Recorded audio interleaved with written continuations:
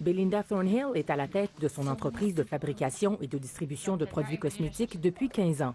En 2016, le Réseau des femmes d'affaires du Québec l'a encouragée à offrir ses services de fournisseur de produits d'épilation à la chaîne Uniprix. Résultat, Uniprix est devenu son plus gros client.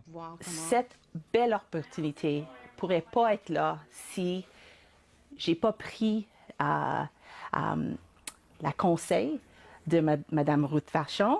Des histoires comme celle de Belinda Thornhill, Ruth Vachon du réseau en veut plus.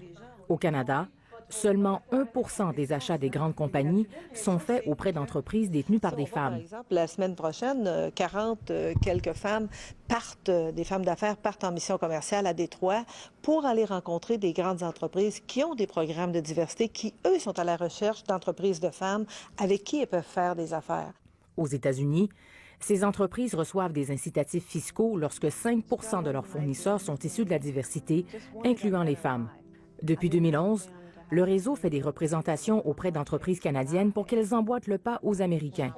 Ces démarches ont fait toute la différence pour Geneviève Etier, présidente d'une entreprise de création d'objets promotionnels.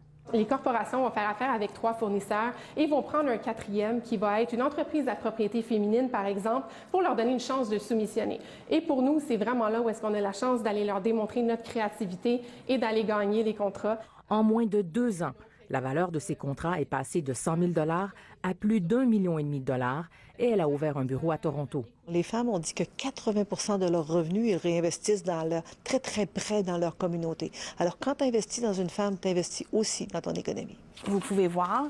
Aujourd'hui, Belinda Thornhill vise des contrats avec d'autres pharmacies québécoises, canadiennes et même américaines. Tout est possible.